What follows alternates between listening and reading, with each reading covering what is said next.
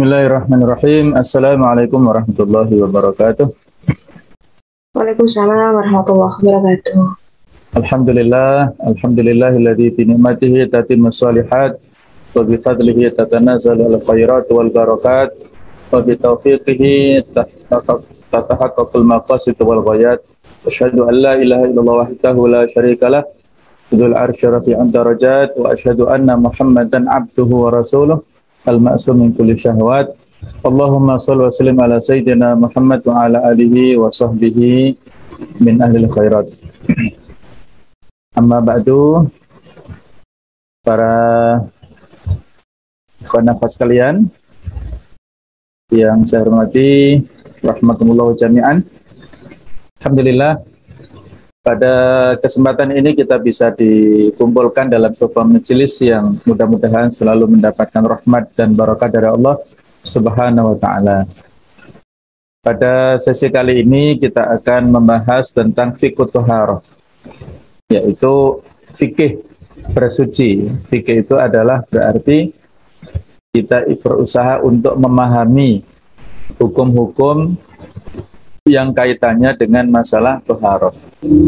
Biasanya memang para ulama menentukan atau memposisikan pembahasan masalah thaharah ini di kitab-kitab fikihnya pada bab-bab yang pertama. Sebelum kitab sholat ataupun pembahasan tentang masalah sholat, pembahasan tentang puasa, tentang zakat, haji, dan masalah muamalah yang lainnya, itu pertama-tama adalah yang dibahas tentang at-thaharah. Sebelumnya perlu kita pahami pengertian definisi daripada thaharah secara bahasa. Itu berasal dari bahasa Arab, yaitu toharo, atau juga bisa tohuro. Ada bisa dibaca toharo atau tohuro yang sama artinya dengan nadhofa, yang berarti bersih, atau juga bisa bermakna kebersihan, atau juga bisa bermakna bersuci.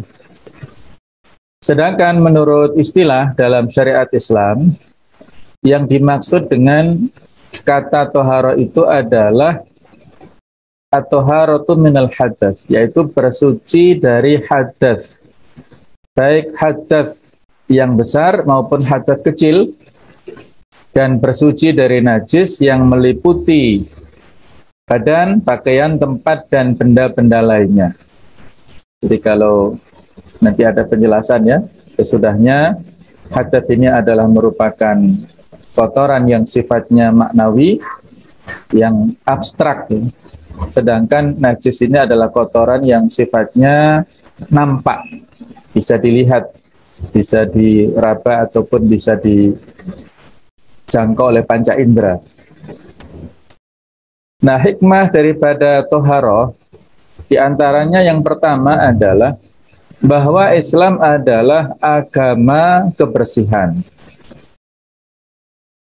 Perhatian Islam atas kesucian merupakan bukti otentik tentang konsistensi Islam atas kesucian dan kebersihan, dan merupakan sistem hidup yang paling unggul dalam urusan keindahan dan kebersihan. Di antara makna secara bahasa, kata-kata al-Islam itu dari as-silmu, udkhulu fis-silmi kafah.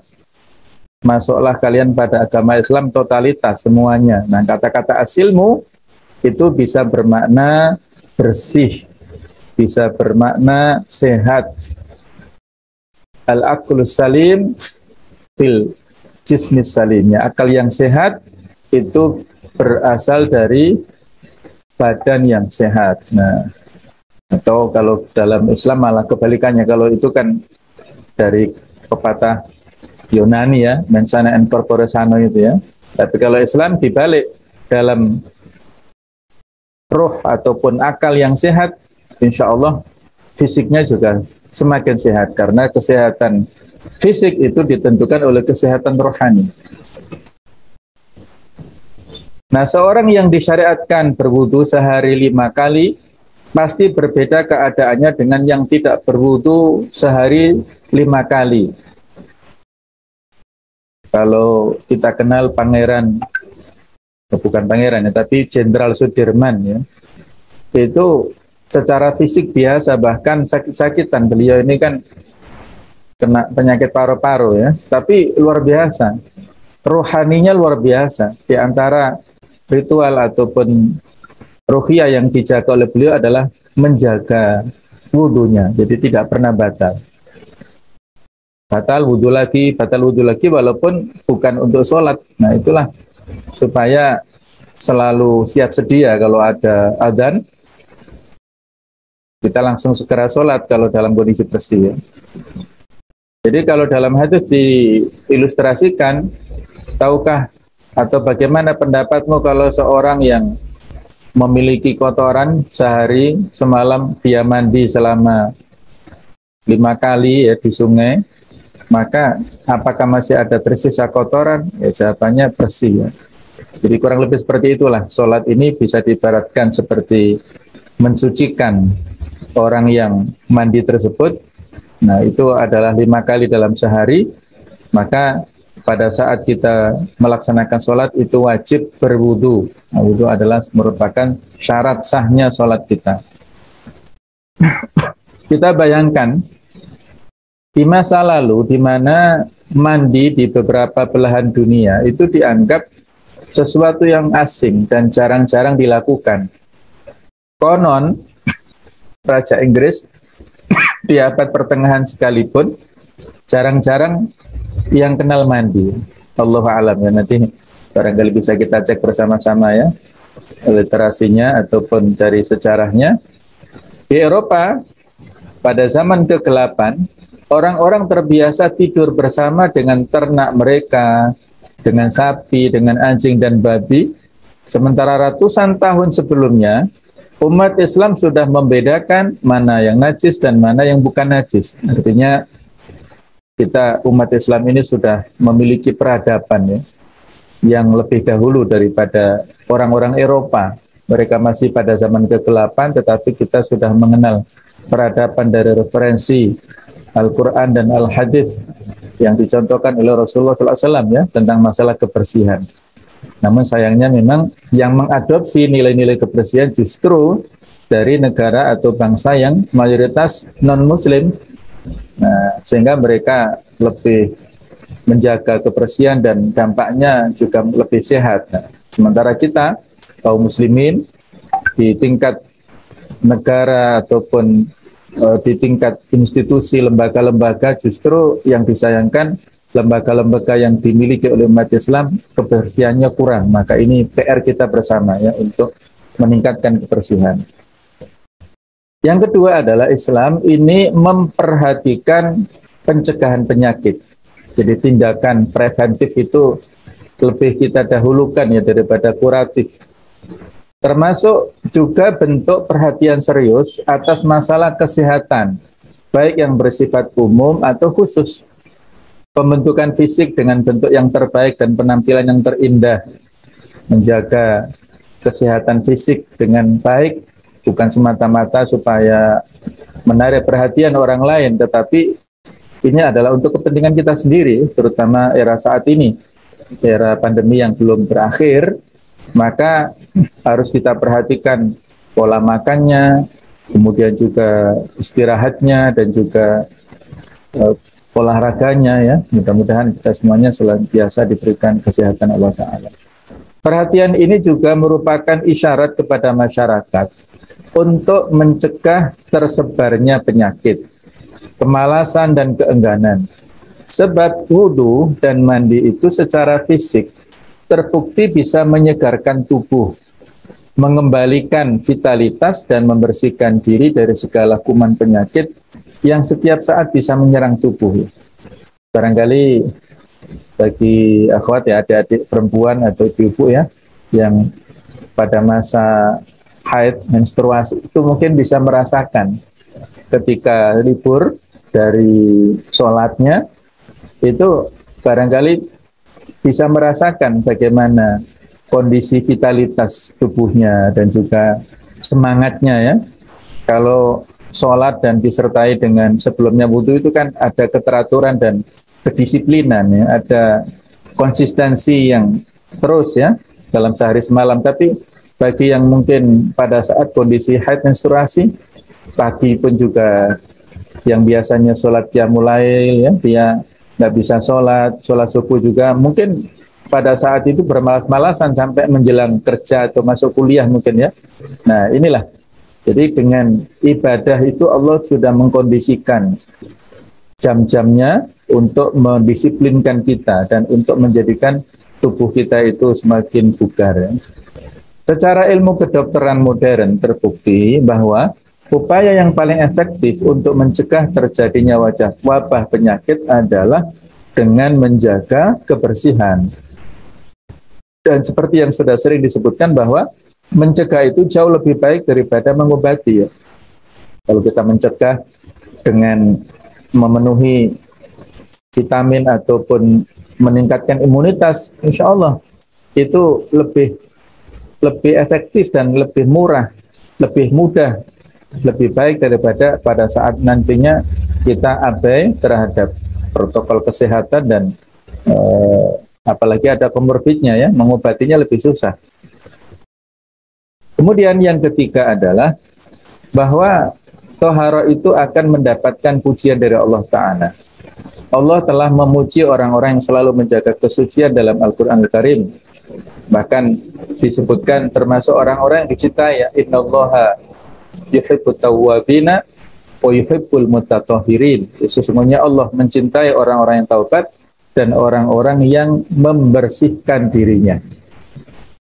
Nah, kemudian ketika Allah menceritakan tentang Masjid Quba yang dibangun ya, al-tas taqwa, itu disampaikan fihi rijal yuhibbuna an yatatahharu wallahu yuhibbul mutahhirin. Jadi di dalamnya itu orang-orang yang suka membersihkan diri dan Allah menyukai orang-orang yang membersihkan diri. Untuk mendapatkan kecintaan Allah Ta'ala banyak aspek-aspeknya. Nah, di antaranya adalah kita menjadi pribadi-pribadi yang suka untuk membersihkan diri kita. Bersih secara zahir, apalagi bersih secara batin kita. Sosok pribadi muslim sejati adalah orang yang bisa menjadi teladan dan idola dalam arti yang positif di tengah masyarakat dalam hal kesucian dan kebersihan, baik kesucian zahir maupun batin, sebagaimana sabda Rasulullah SAW kepada jamaah dari para sahabatnya, yang artinya kalian akan mendatangi saudaramu, maka perbaguslah kedatanganmu dan perbaguslah penampilanmu, sehingga sosokmu bisa seperti tahi lalat di tengah manusia, artinya menjadi pemanis. Sesungguhnya Allah tidak menyukai hal yang kotor dan keji, khususnya apabila kita mendatangi masjid. Khudhu zinatakum inda kulli masjid. Jadi pakailah perhiasan kalian, maksudnya adalah memakai baju yang terbaik, memakai minyak wangi, memakai ya pokoknya pakaian yang terbaik, yang suci, yang bersih ya pada saat kita mendatangi masjid-masjid Allah Ta'ala. Yang keempat adalah bahwa kesucian itu adalah sebagian dari iman. Rasulullah SAW telah menyatakan bahwa urusan kesucian itu sangat terkait dengan nilai dan derajat keimanan seseorang. Bila urusan kesucian ini bagus, maka imannya pun bagus. Dan sebaliknya, bila masalah kesucian ini tidak diperhatikan, maka kualitas imannya sangat dipertaruhkan, dipertanyakan. Dalilnya at-tuhuru syatrul iman. Kesucian itu bagian dari iman. Ini yang hadis yang sahih ya. Adapun yang beberapa tempat mungkin di pojok-pojok kota ataupun di tulisan-tulisan mungkin kita membaca an-nadhafatu minal iman, artinya sama, tapi teks Arabnya berbeda ya. Kalau an-nadhafatu minal iman itu hanya semacam kata-kata mutiara ya. Itu bukan hadis, tetapi itu kata-kata mutiara yang dibuat oleh ulama. Kalau disandarkan kepada Rasul, berarti disebut hadis palsu ya, walaupun artinya bagus ya. Kalau kita menginduk kepada atau kita cantolkan, kita nisbatkan kepada hadis, maka kita pakai hadis ini bahwa kesucian itu adalah separuh atau bagian daripada keimanan. Karena ya keimanan ini meliputi ya, 3 dimensi, baik itu meyakini dalam hati, mengikrarkan dengan lisan, menyatakan dengan lisan, kemudian membuktikan dengan anggota badan ya. Jadi kesucian ini adalah penting ya, bagian daripada keimanan ya, terutama kaitannya dengan masalah hati. Semakin kita menjaga kesucian, maka insya Allah itulah yang bisa menjaga identitas keimanan kita, dan begitu pula sebaliknya. Yang kelima adalah bahwa kesucian adalah syarat ibadah. Selain menjadi bagian utuh dari keimanan seseorang, masalah kesucian ini pun terkait erat dengan sah tidaknya ibadah seseorang.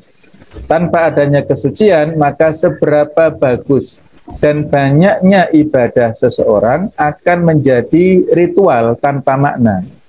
Jadi hanya ritual kosong ya, hanya gerakan-gerakan tubuh kosong tanpa makna. Sebab tidak didasari dengan kesucian baik hakiki maupun maknawi. Sabda Rasulullah SAW, miftahus shalah at-tuhur ya, bahwasanya kunci daripada pembuka sholat itu adalah bersuci, yaitu berwudu. Wa tahrimuhat takbir. Pengharamannya itu adalah takbir, maka disebut takbiratul ihram. Kenapa disebut pengharaman? Karena kalau sebelum sholat kita boleh bergerak bebas, sebebasnya, kemudian bisa berkata-kata. Tapi kalau kita sudah masuk sholat dengan tanda takbiratul ihram ini, kita haram untuk melakukan gerakan yang tidak ada hubungannya dengan sholat. Kita tidak boleh berkata-kata yang tidak ada hubungannya dengan sholat. Jadi disebut tahrim atau takbiratul ihram. Wa tahliluha at-taslim, dan penghalalannya itu adalah salam. Yang sebelumnya pada saat takbir sampai salam ini kita harus memenuhi rukun-rukun sholat itu, tapi setelah salam ya boleh kita lakukan apapun ya. Sehingga dari hadis ini barangkali ada semacam polemik di masyarakat ya. Misalnya ada yang tanya, Ustaz, bagaimana hukumnya melafalkan niat sebelum takbir ya? Bukankah niat itu tempatnya di hati ya? Bagaimana kalau dilafatkan misalnya usolli fardhu dhuhri arba'a rakaatin dan seterusnya itu? Nah, ada seorang kiai yang ditanya, jangankan mengatakan itu, mengatakan atau membaca Facebook aja boleh sebelum takbir. Mengatakan ngobrol dengan sampingnya juga boleh. Apalagi ini mengatakan sesuatu yang ada kaitannya dengan masalah niat untuk menguatkan hatinya. Nah, memang niat adalah perbuatan hati, tapi kalau dilafatkan, ini menurut mazhab Syafi'i disunahkan. Bagi yang tidak setuju ya monggo, ya, karena tidak ada dasar secara tekstual memang. Tapi catatan yang penting adalah start sholat itu takbirnya. Nah, begitu pula salam. Misalnya kita ditanya, Ustaz, gimana hukum orang salaman kanan kiri ya pada saat selesai sholat itu? Nah, dijawab bahwa ketika sudah finish salam, berarti sholatnya sudah selesai. Maka muamalah dengan manusia kanan kiri itu tidak ada halangan. Nah, seperti itu ya.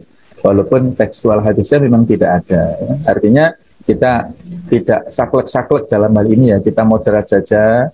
Di masyarakat yang tradisinya salaman ya monggo. Tapi ini di luar pandemi ya. Kalau pandemi ini ya untuk menjaga daf'ud dharar ataupun ya mencegah ya madharat, maka ya tidak usah. Insya Allah sudah saling memahami. Tapi kalau nanti sudah aman di masyarakat yang biasa monggo. Kalau kita diajak, kalau nggak diajak ya nggak usah ngajak lebih dahulu ya. Ini kita moderat saja. Ya. Baik, berikutnya adalah kita meneruskan tentang macam-macam toharoh. Bahwasanya bersuci itu secara zahir ada yang nyata dan ada yang maknawi. Tadi sudah kita singgung ya. Jadi toharah secara hakikiyah yang nyata yaitu dalam hal membersihkan najis, dan secara maknawiyah, toharah maknawiyah yaitu dari hadas, menghilangkan dan membersihkan hadas. Sama-sama kotornya, tetapi yang najis ini nyata, yang bisa dijangkau oleh panca indera, terutama mungkin bisa dilihat, bisa dibau ataupun bisa diraba mungkin. Kemudian kalau hadas ini sesuatu yang sifatnya adalah maknawiyah, yang abstrak. yang tidak terjangkau oleh panca indera, walaupun barangkali tanda-tandanya ya ada, misalnya mohon maaf kalau buang angin kan kedengaran ya, tapi bukan soal itunya, tetapi di sini kan maknawi ya. Artinya maknanya itu adalah ta'abudi ya. Wong yang mohon maaf yang keluar anginnya sebelah belakangnya dimasuk, yang dibasuh kok mukanya. Ini kan semacam-macam ini ya, semata-mata ta'abud. Kita tidak bisa melogika itu ya. Maka sifatnya adalah tauqifiyah ta'abudiyah. Kita saklek dalam hal ibadah, perintahnya begitu kita ikuti. Nah, adapun cara membersihkan najis ini, ada najis yang menimpa pada badan kita, fisik kita, kemudian juga ada pada pakaian, wa thiyabaka fatahhir, adapun pakaianmu maka sucikanlah. Nah, kemudian juga tempat. Jadi yang kita perhatikan di sini, pada saat kita melaksanakan segala jenis ibadah ritual, khususnya adalah sholat, kita perhatikan badan kita apakah bersih ataukah tidak, apakah najis ataukah kotor biasa ya. Jadi di sini yang inti adalah najisnya ya. Adapun kotor itu beda. Kalau kotor dalam hal melaksanakan sholat masih diperbolehkan asalkan bukan najis ya. Itu kaitannya dengan masalah adab saja ya. Masa kita misalnya habis berkebun ya, kena tanah kotor-kotor, itu kotor saja bukan najis, karena tanah kan nggak najis ya.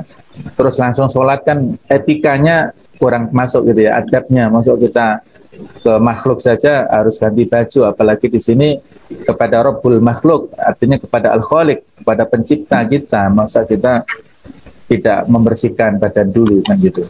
Kemudian pakaian juga sama, dan tempat. Nah, tempat ini misalnya apakah suci, bersih, nah itu harus kita pastikan dulu. Nah, kalau ada najis maka dibersihkan dengan air. Ada yang dengan cara mencuci, kemudian ada yang dengan mengusap, ada yang memercikkan. Kalau di mazhab Syafi'i ada yang najis mughaladhah, ada najis yang mutawassithah, ada yang najis yang mukhaffafah. Mughaladhah itu yang berat, seperti kena air liur anjing, jilatan anjing, itu mughaladhah. Jadi harus dibersihkan dengan tanah, dicukali, kemudian dicuci dengan air yang finishingnya itu. Nah, kalau mutawassithah itu adalah kena kencing atau kotoran manusia yang sudah balik ya. Kemudian mukhaffafah, memercikkan itu kena kencing bayi misalnya, itu dipercikkan. Nah, itu pembahasan yang lebih teknis ya di dalam mazhab Syafi'i. Nah, bagaimana cara membersihkan hadas? Jadi kalau hadas itu ada di badan ya, di dalam fisik kita. Hadas tidak ada di tempat dan juga tidak ada di pakaian ya. Hadas itu hanya di badan kita. Ada disebut hadas kubro atau hadas yang besar, ada hadas sughra ataupun hadas yang kecil. Kalau hadas besar, maka cara membersihkannya adalah dengan mandi besar atau mandi junub. Ini disebabkan ya karena hubungan ya, bagi yang sudah menikah, hubungan suami istri, bagi yang belum menikah, sebagai tanda akil baliknya adalah ketika mimpi ya, mimpi basah, maka itu wajib untuk mandi junub. Begitu pula bagi para muslimah yang haid ya, yang mau selesai haidnya, maka untuk membersihkannya adalah dengan mandi junub. Kemudian kalau hadas kecil, maka kita lakukan wudhu, itu dengan berwudhu. Dua-duanya ini memakai air ya, baik mandi junub ataupun wudhu. Kalau tidak ada air, maka kita gunakan tayamum, memakai debu yang suci, yang bersih. Itulah sebagai pengganti untuk hadas besar dan hadas kecil, itu bisa diganti dengan tayamum.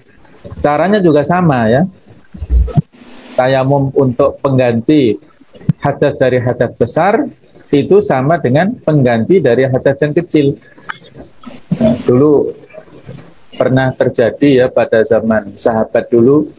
Ada seorang yang, jadi mereka dalam sebuah rombongan ya, peperangan istirahat malamnya. Kemudian pada saat masuk waktu subuh itu ada sahabat yang bangun dan dia mimpi basah malamnya itu. Dia bingung, bagaimana ini? Ketika tanya ke temannya, maka dikatakan kamu harus mandi junub, nggak ada solusi lain. Nah, sementara cuaca sangat dingin sekali di padang pasir ya, maka pada saat itu dia nekat untuk sholat subuh ya, karena menurut jawaban dari temannya, akhirnya dia mandi, saking dinginnya nggak kuat fisiknya, dan akhirnya meninggal dunia. Nah, pada saat berita itu terdengar oleh Rasulullah SAW, beliau marah dan mengatakan, qatalahumullah, mereka telah membunuhnya, mudah-mudahan Allah membunuh mereka. Maksudnya ini ungkapan ekspresi kemarahannya. Kenapa nggak bertanya dulu ya? Obat orang yang jahil, orang yang nggak tahu hukum, tanya dulu. Jangan memberi fatwa tanpa ilmu ya. Jadi bertanya dulu, fas'alu ahla dzikri in kuntum la ta'lamun. Bertanyalah kepada para ulama kalau kalian nggak punya ilmunya. Asra'ukum ilal fatwa, asra'ukum ilan nar. Orang yang paling cepat memberikan fatwa itu nanti yang paling cepat masuk neraka. Nah, dulu para ulama ya, walaupun mereka ilmunya luar biasa, masya Allah, tapi kalau dimintai fatwa nggak mau. Yang lain-lainnya, yang lain saja, yang nggak mau. Kalau sekarang ini kan dikit-dikit ngasih fatwa, dikit-dikit ngasih jawaban yang barangkali ya sangat tendensius ya. Jawaban-jawaban itu kan subjektif, bukan hasil sebuah syuro ataupun majelis fatwa, bukan begitu, tapi dari personal ya. Mungkin itu bukan fatwa, tapi jawaban, tapi kan ini diberikan teguh oleh yang menanyakan gitu ya, yang akhirnya menimbulkan keresahan sini ya. Kita yakin husnudon, jawabannya itu untuk maslahat.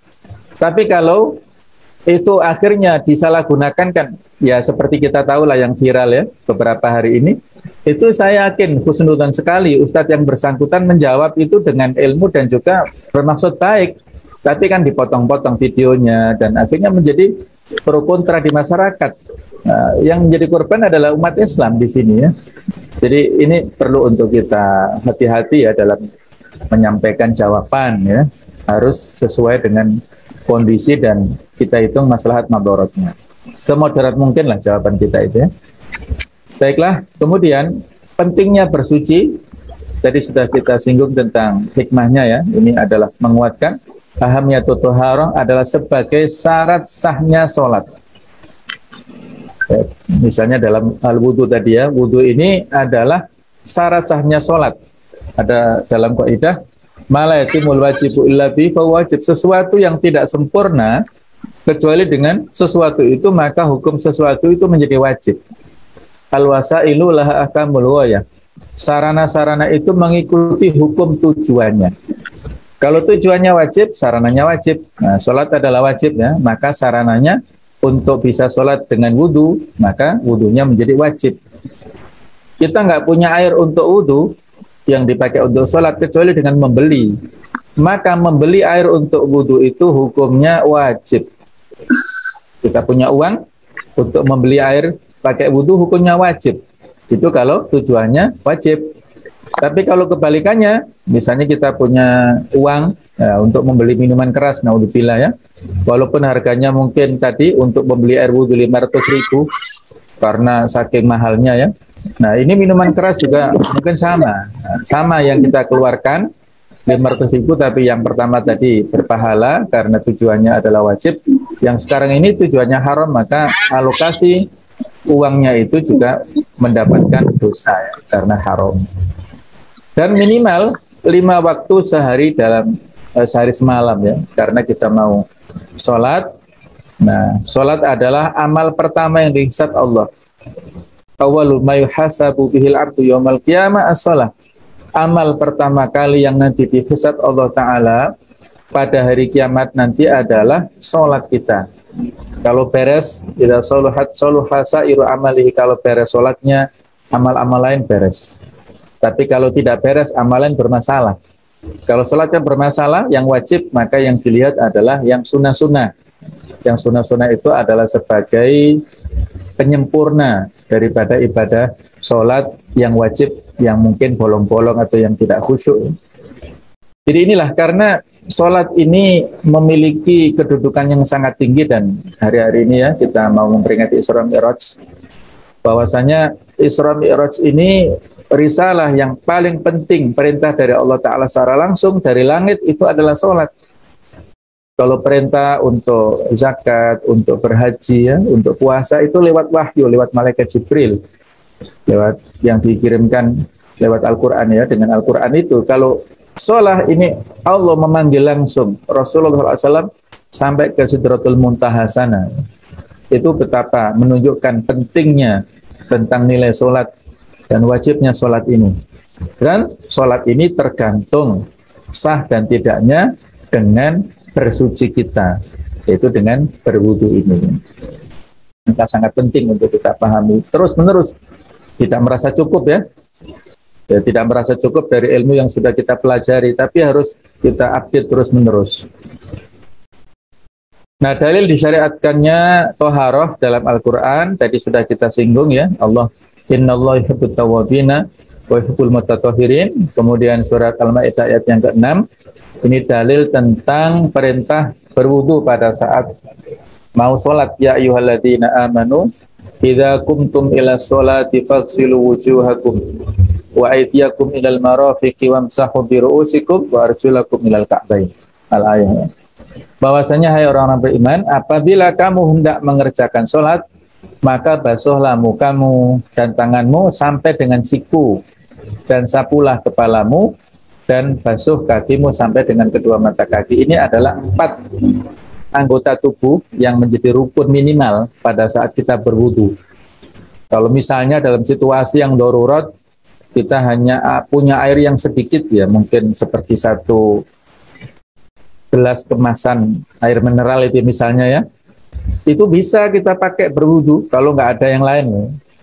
Dengan cara melaksanakan rukun-rukun wudu ini 1 kali saja.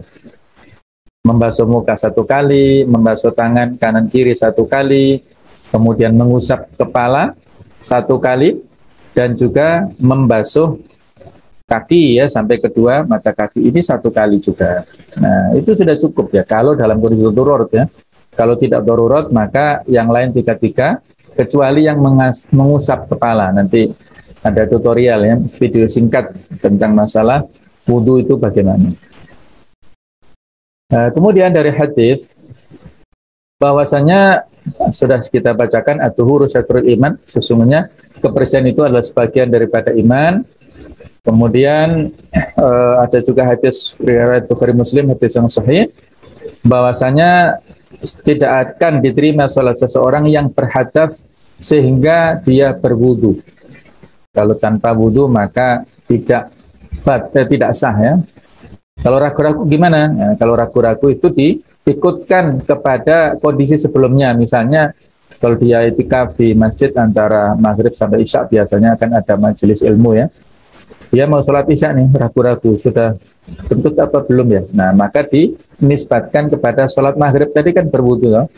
Jadi sucinya itu adalah yakin, batalnya itu ragu-ragu, maka keyakinan itu bisa menghilangkan keraguan. Berarti dia dalam kondisi yang suci ya. Al-aslu baqa'u makana ala makana. Sesuatu itu ditetapkan kepada kondisi yang sebelumnya. Kalaupun dia untuk meyakinkan berwudu juga nggak masalah. Setiap kali kita mau sholat berwudu juga nggak apa-apa. Kemudian kunci sholat sudah kita baca. Miftahu sholati at-tuhur ya. Kunci sholat adalah dengan bersuci, dengan berwudu. Tahrimuha at-takbir. Tahrim pembukanya adalah takbir. Wa tahliluha at-taslim ya. Penutupnya adalah salam. Nah, berikutnya kita coba update lagi tentang syarat wajib toharoh. Siapa yang diwajibkan untuk melaksanakan toharoh? Adalah ditujukan kepada siapa yang diwajibkan sholat. Yang sama ya. Dalam hal ini syarat wajib toharoh sama dengan syarat wajib sholat. Kalau syarat sahnya sholat kan berwudu, menghadap kiblat, menutup aurat ya. Kalau syarat wajib sholat ini adalah dia itu harus Islam, artinya Muslim ya. Jadi dia adalah seorang yang Muslim, karena dia kalau belum masuk Islam percuma. Syahadatain itu adalah pintu gerbang yang mengantarkan dia menuju kepada agama Islam. Selama dia belum masuk Islam, belum mengucapkan 2 kalimat syahadat, walaupun dia mungkin melakukan gerakan seperti orang wudhu, walaupun mungkin dia seperti seolah-olah orang sholat, itu tidak akan diterima. Jadi harus Islam dulu. Kalaupun nanti di akhirat, nah di dalam surat Al-Mudaththir itu disebutkan masalakakum fi saqar, nanti ada dialog di neraka itu. Apa yang menyebabkan kalian masuk neraka Saqar? Orang-orang kafir menjawab, qalu lam nakum minal musallin. Kami dulu tidak melakukan sholat. Nah, barangkali ada yang beristidlal ya, mengambil dalil. Berarti sholat di sini untuk orang kafir juga. Ya memang betul ya, tapi harus masuk Islam dulu. Kalau nggak masuk Islam, sholat saja itu nggak bisa. Jadi harus merupakan konsekuensi ya. Tidak bisa ya hanya sholat saja, tapi harus masuk Islam dulu. Nah inilah. Kemudian yang berakal, al-akil, jadi tidak wajib kepada yang majnun ataupun yang orgil ya, orang gila. Kemudian yang al-mughma alaihi, orang yang pingsan misalnya. Jadi dia harus berakal. Ataupun misalnya yang kerasukan ya, ketika diruqyah misalnya, lama nggak sembuh-sembuh. Nah berarti ada beberapa yang terlewat. Nah, bagaimana kalau dia sudah sehat ataupun sudah sadar? Nah, berarti dia seolah-olah di sini mengkodok ya, harus dikodok. Kodok sholatnya, walaupun kodok ini awalnya untuk 2 sebab ya. 2 sebab saja aslinya, tapi ada pembahasan di ulama yang dikiaskan ya. Kalau 2 sebab itu adalah tidur, ketiduran dan kelupaan. Man nama an sholatin aw nasiyaha fal yusolliha idza dzakaraha. Barang siapa yang tertidur dari sholat ataupun lupa, maka hendaklah dia laksanakan pada saat dia bangun atau dia teringat. Nah, ini bisa dikiaskan tadi kalau misalnya saat diruqyah kesurupan, nah lama ini. Mulai dari jam 5, maghrib belum sembuh-sembuh. Kemudian isya belum sembuh-sembuh, berarti ada 2 waktu nanti ya, ada maghrib dan isya. Berarti dia kalau sudah sadar, nah berarti maghrib isyanya dipotong. Yang ketiga adalah balik. Balik berarti dia sudah mukallaf ya, dia sudah balik. Balik ini adalah ukuran anak-anak yang menginjak tadi itu ya, sudah remaja atau sudah menginjak dewasa tadi ya. Yang ukurannya nanti kita bahas waktunya. Yang tandanya adalah dengan cara dia, kalau perempuan adalah haid, nah, kemudian kalau laki-laki berarti dia mimpi basah, ada perubahan suara. Nah, ada ya perubahan suaranya ya, lebih berbobot ya, tidak harus besar ya, tapi dia berbobot suaranya. Kemudian kalau mumayyiz, mumayyiz ini adalah waktu menjelang balik ya. Itu boleh melakukan muamalah termasuk dalam sholat itu bisa ya. Mumayyiz itu bisa laksanakan sholat ataupun umroh ataupun haji, tapi ketika nanti dia sudah balik, maka tetap dia mengulangi lagi. Pahalanya ketika anak-anak yang mumayyiz itu melakukan segala jenis ibadah kepada wali, kepada orang tuanya yang telah memberikan sunnah hasanah, pengajaran yang baik kepada anak-anaknya. Nah, jadi bukan kepada anaknya, karena walaupun mumayyiz dia belum ditulis catatan amalannya itu ya. Yang keempat adalah wajibnya itu masuknya waktu sholat. Jadi kalau belum ya, masih belum, tapi kalau sudah masuk waktu sholat berarti kan dia sudah bisa melaksanakan sholat, berarti dia wajib melaksanakan toharoh itu. Ketika menjelang idza qumtum ila sholat, kalau kalian mau melaksanakan sholat berarti ketika sholatnya sudah sah dilaksanakan pada jam itu, pada waktu itu, berarti dia harus menunaikan konsekuensi sebelum sholat adalah toharoh ini. Yang kelima, tidak sedang tidur, tadi sudah kita singgung ya, kemudian tidak lupa. Tidak sedang tidur. Tidur ini ya harus konsisten ya, maksudnya jujur ya. Orang itu tidur apa beneran apa tidur-tiduran. Nah, kalau tidur beneran tadi betul-betul karena capek, karena kondisi yang ya memang ya betul-betul tidak memungkinkan, dia terbangun, berarti tadi ada waktu untuk mengqadha. Tapi kalau dia sudah dengar azan, masih malas-malesan misalnya ya, wis nanti dulu, bablas akhirnya ya, seperti sholat subuh misalnya ya. Jadi nggak seperti itulah ya, kita sebagai anak muda muslim ya, harus itu bangun pagi itu salah satu standar. Kalau kita ingin sukses di masa depan, itu standarnya bangun paginya jam berapa. Ya, kalau jam bangunnya itu setelah syuruk, wah itu alamat ya, nggak sukses nanti. Nah, bangun pagi itu adalah pada saat ya waktu sahur ya, pada saat sepertiga malam ya, usahakan ya, kita masih punya fisik yang sehat, kita punya kesempatan ya untuk melaksanakan qiyamul lail, kita kejar itu waktu-waktu yang utama ya, waktu-waktu yang istighfarnya itu tembus sampai ke langit sana, doa-doanya juga tembus sampai ke langit sana. Itu adalah pangkal daripada kesuksesan. Kemudian yang keenam, tidak lupa, tidak kelupaan ya. Memang betul-betul ya, bukan karena melupa-lupakan ya. Kemudian juga tidak dalam kondisi yang terpaksa. Mukroh ya, al-mukroh itu ya memang mungkin dia ya barangkali kondisi pekerjaan ya yang melarang untuk melaksanakan sholat Jumat misalnya, atau sholat berjamaah ke masjid ya, pilih saja pekerjaan yang lainnya ya, kalau bisa pilih resign dari pekerjaan itu dan memilih yang kondusif ya, supaya barokah.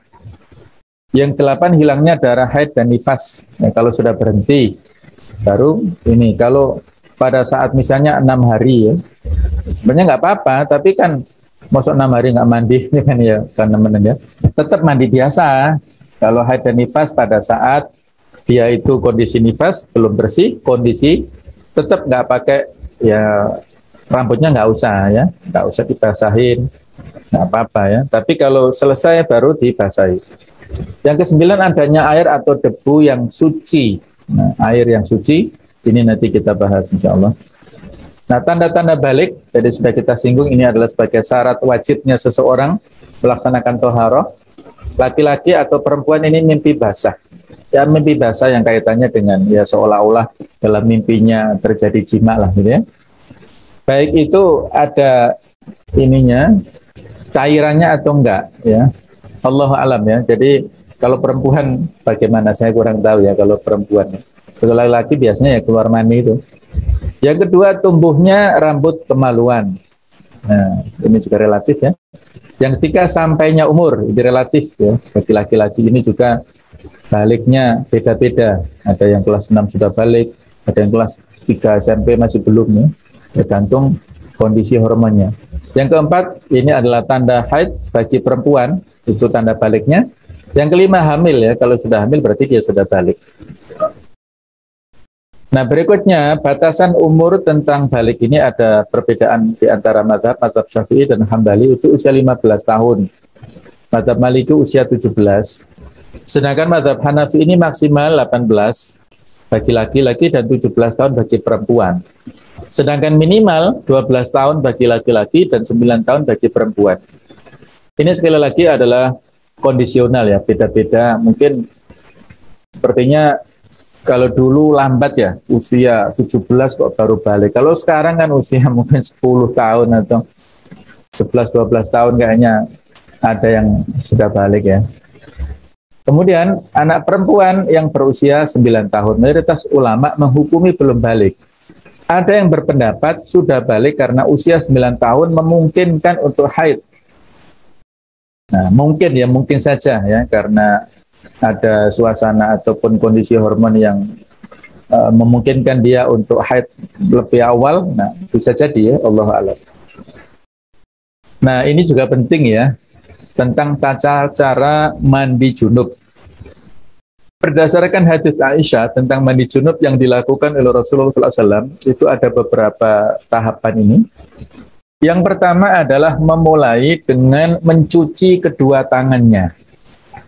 Kalau di luar, maksudnya kalau dengan wudhu kan basmalah ya. Tapi kalau yang dalam kamar mandi ya basmalahnya dalam hati saja. Nggak boleh dinyatakan basmalah dalam kamar mandi ya. Jadi kedua, tangan kita itu kita cuci. Yang kedua adalah membersihkan kemaluan dengan tangan kiri. Ya, kalau air keran misalnya atau air pancuran, berarti langsung ya kita bersihkan tangan kiri. Kalau pakai gayung berarti gayung kanan, tangan kanan. Kemudian kita bersihkan kemaluan kita dengan tangan kiri pakai air itu. Nah, yang ketiga adalah berwudu. Berwudu biasa ya. Berwudu sebagaimana wudu yang biasa pada saat mau sholat, tetapi tidak sampai membasuh kaki. Kakinya ditinggalkan dulu. Yang keempat, membasuh kepala dengan air 3 kali. Yang kelima, membasahi seluruh badan dengan air. Ini tolong diperhatikan ya, nanti akan ada pembahasan tentang air yang tohir tapi ghairu mutahhir, suci tapi tidak mensucikan, itu air sabun. Jadi yang bisa kita pakai untuk membasahi seluruh badan kita dengan air itu adalah air mutlak. Jadi usahakan, dan ini harus diperhatikan ya, pada saat mau membasahi, pada saat membasahi seluruh badan dengan air ini pakai air kamar mandi murni. Jangan campur sabun dulu. Sudah selesai, basah semua, baru kemudian dikasih sabun untuk menguatkan ya, membersihkan ya. Jadi air sabunnya sudah hanya sekedar untuk menguatkan kebersihannya. Tapi kalau sudah tuntas dengan air mutlak tadi, itu sudah bersih sebenarnya. Nah, air sabunnya untuk menguatkan atau pakai sampo untuk kepala ya. Itu kalau sudah selesai tuntas. Jangan selesai membasahi nanti selesai semuanya. Nah, enggak ya, tapi harus dengan air mutlak dulu baru air sabun itu menyusul. Yang keenam adalah mencuci kedua kaki. Kalaupun sebelum pakai sabun seharusnya ya, mencuci kedua kaki supaya lanjut, baru kemudian itu dibasahi pakai dibilas ya, pakai sabun dan pakai air lagi ya. Nah, pada saat kita sudah membersihkan hadas besar dengan mandi junub, ini sebenarnya sudah selesai. Kalau prosesinya seperti ini, berarti kita sudah bersih. Hadas besar sudah bersih, hadas kecil sudah include di situ karena ada wudunya. Ya. Artinya kita keluar kamar mandi itu sebenarnya nggak perlu lagi berwudu, itu sudah bersih sebenarnya. Tapi kalau mau berwudu itu nggak ada masalah ya untuk menguatkan tadi ya, menguatkan keyakinan ataupun kemantapan hati, nggak apa-apa. Ya. Tapi sebenarnya dia sudah sempurna untuk pembersihan hadas akbar atau hadas besar dan kecilnya sudah dari mandi junub ini. Kalau prosesinya seperti ini, sebenarnya rukunnya 2 saja mandi junub ini. Yang pertama adalah niat, yang kedua membasahi seluruh badannya. Jadi kalau misalnya di kampung ya, siang-siang misalnya mau mandi junub ya, sebelum masuk ke kolam atau ke sungai, niat dulu, nah, terus nyemplung, kemudian menyelam, sudah selesai. Nah, kalau niatnya seperti itu untuk mandi junub bersih. Tapi kalau niatnya untuk mencari ikan ya berarti belum, masih hadasnya belum hilang ya. Jadi harus niat dulu, niat dan membasahi seluruh tubuh itu yang paling penting. Nah, sarana toharo tadi sudah disampaikan, yaitu ada air dan tanah. Air untuk wudhu dan mandi, tanah atau debu adalah untuk tayamum sebagai ganti berwudhu ataupun mandi. Kedua sarana ini digunakan untuk bersuci dari hadas kecil atau hadas besar. Nah, ada pun macam-macam air ya, waktunya ini kita percepat ya. Jadi ada air suci dan mensucikan atau tohur yang disebut air mutlak. Yang kedua air suci tapi tidak mensucikan atau tohir, ghairu mutahhir. Tohir itu suci tapi tidak mensucikan. Kemudian ada air mutanajis, air najis yang berubah dari asalnya, baik dalam hal baunya, rasanya atau warnanya. Dan yang keempat air makruh atau musyammas yang kena sinar ya, matahari. Nanti ada penjelasannya singkat insya Allah. Jadi apa saja yang dimaksud dengan air mutlak yang ini bisa kita pakai untuk bersuci? Ada air hujan ya, kalau di kampung-kampung misalnya ya, biasanya ada talangnya terus dikumpulkan di dalam sebuah ini ember besar, monggo silakan. Air salju atau es kalau kita nggak ada lah susah, air embun juga susah, tapi ini semuanya bersih. Di surat Al-Anfal ayat 11, dan Allah turunkan kepadamu hujan dari langit untuk mensucikanmu. Al-Furqan 48, dan kami turunkan dari langit air yang suci lagi mensucikan. Juga berdasarkan hadis Abu Hurairah bahasanya adalah Rasulullah apabila membaca takbir di dalam sholat, diam sejenak sebelum membaca Al-Fatihah, yaitu beliau membaca doa iftitah yang di dalamnya terdapat 3 macam air mutlak. Allahumma ba'id baini wa baina khutayaya kama ba'adta bainal masyriqi wal maghrib. Kemudian Allahumma naqqini kama yunaqqa thawbul azim. Kemudian Allahumma ighsilni bil ma'i wasal jiwal barad. Nah, jadi yang terakhir itu ya Allah bersihkan aku dengan air yang bersih, yang mutlak ini, kemudian salju atau es dan embun ini. Itu adalah bisa kita jadikan sebagai bersuci. Yang berikutnya adalah air hujan. Tadi sudah disebutkan. Berdasarkan hadis riwayat Abu Hurairah, seorang laki-laki menanyakan kepada Rasulullah SAW, katanya Rasulullah, kami biasa berlayar di lautan. Oh mohon maaf ya, ini saya belum edit ya. Bukan air hujan tapi air laut ya. Jadi yang benar adalah air laut.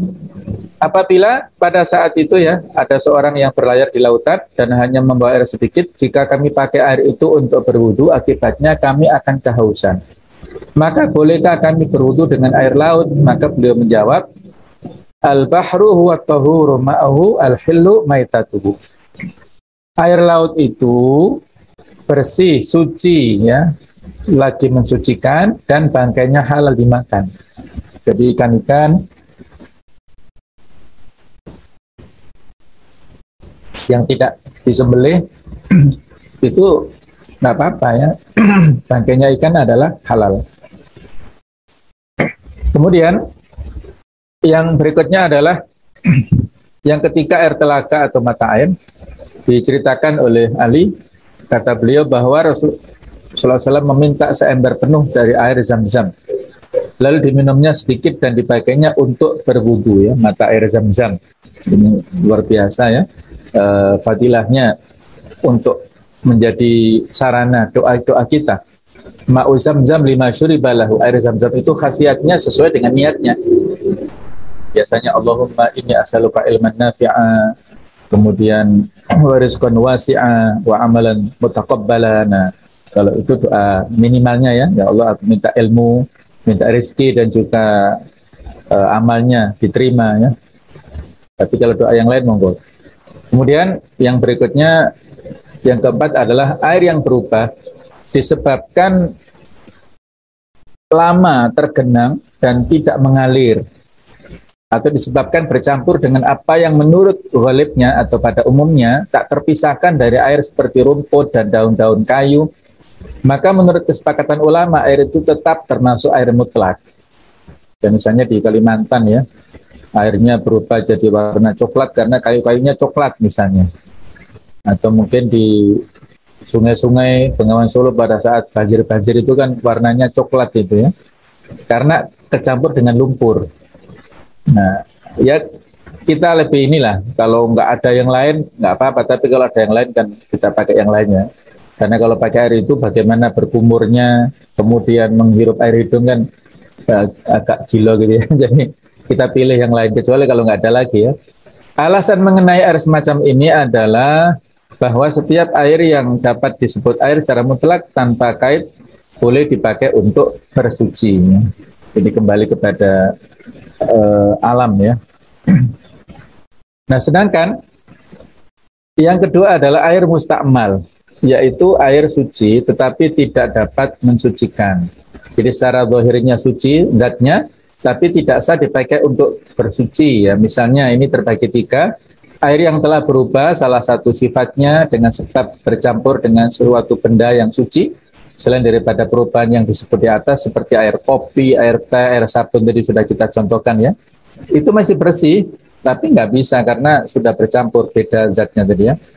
Air yang sudah dipakai untuk mengangkat hadas atau menghilangkan hukum najis, sedang air itu tidak berubah sifatnya dan tidak pula bertambah timbangannya.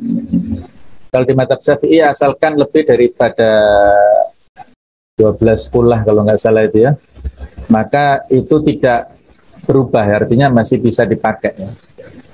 Saya lupa 7 apa 12 Allah alam ya, nanti saya koreksi ya, lupa. Kemudian yang ketiga adalah tekukan pohon kayu atau air nira, air kelapa dan sebagainya, misalnya air tebu, itu kan bisa diminum. Nah, tapi kalau untuk berwudu nggak boleh, air kelapa juga nggak boleh. Bersih tapi tidak mensucikan. Nah, kemudian yang ketiga adalah air najis yang berubah. Nah, air najis ini mutanajis ya, yang tercampur dengan barang atau benda yang najis terbagi dalam dua. Bila najis itu mengubah salah satu di antara rasa, warna dan baunya, dalam keadaan ini para ulama sepakat bahwa air itu tidak dapat dipakai untuk bersuci.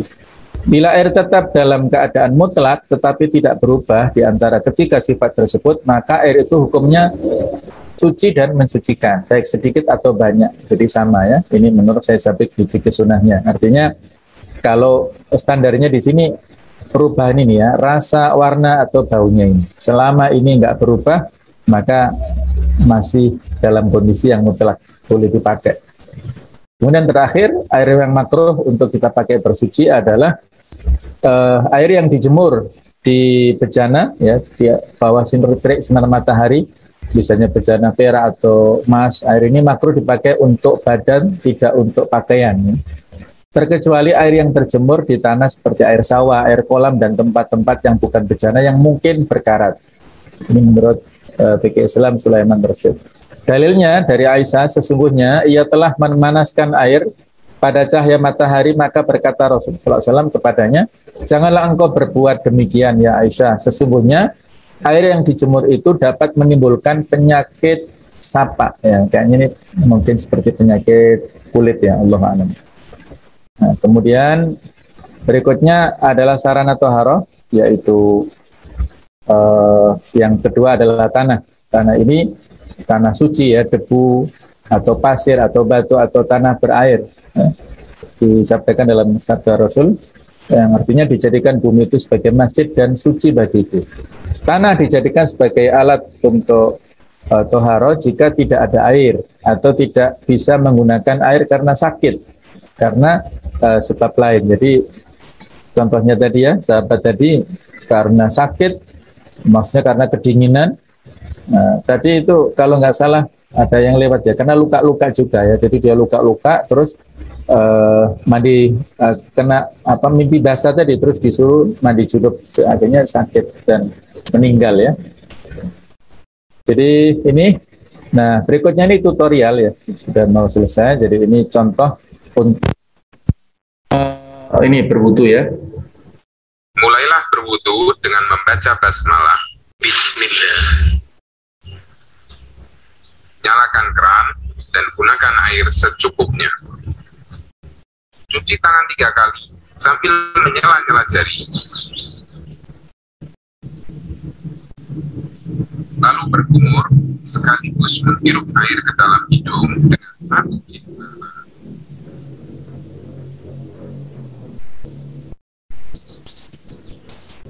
Mencuci wajah 3 kali.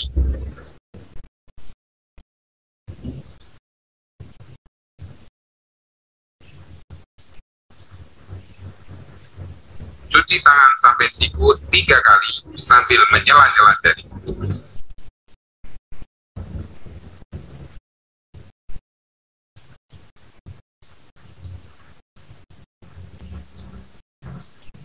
Jadi mencuci tangannya dari jari-jari dulu ya, dari depan ke belakang ke siku ya. Seperti itu 3 kali masing-masing, kanan 3 kali kemudian kiri 3 kali. Nah setelah itu kemudian mengusap kepala mengusap sekali, ya, 1 kali bisa saja. dengan 2 cara. Yang pertama, setelah mencuci tangan langsung mengusap kepala tanpa mengambil air yang baru ya, jadi airnya masih sisa tangan tadi, atau mengambil air yang mengambil baru air lagi khusus boleh. untuk mengusap kepala. Kemudian langsung ke telinga. Nah, jadi 1 kali usapan kepala, 1 kali usapan langsung telinga, tidak pakai air baru lagi. Sampai kedua mata kaki 3 kali. Dan jangan lupa membersihkan sela-sela jari kaki dengan kelinting.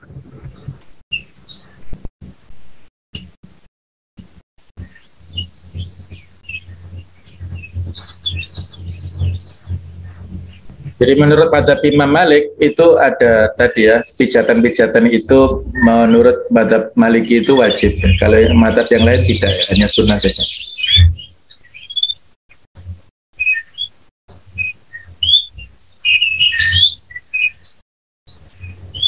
Berdoa setelah wudhu Ya. Jadi doanya 2 kalimat syahadat ya. Asyhadu an la ilaha illallah wahdahu la syarikalah wa asyhadu anna Muhammadan abduhu wa rasuluh. Baru ditambah Allahumma ja'alni minat tawabin wa ja'alni minal mutatahhirin. Itu fadilahnya besar ya. Insyaallah dengan baca 2 kalimat syahadat itu kita akan masuk surga nanti. Dari 8 pintu surga yang kita kehendaki yang mana, itu ada panggilan nanti kalau kita rutin membaca 2 kalimat syahadat setelah wudhu ya. Berikutnya ini tentang tayamum. Nah, jadi tata cara untuk bertayamum. Bismillahirrahmanirrahim. Idza arada al-muslimu an yatayammama fa innahu yaqul. Jadi apabila dia mau tayamum maka baca basmalah, kemudian menepukkan 1 kali tepukan untuk diusap wajah, dan 2 pergelangan tangan kanan dan kiri 1 kali saja.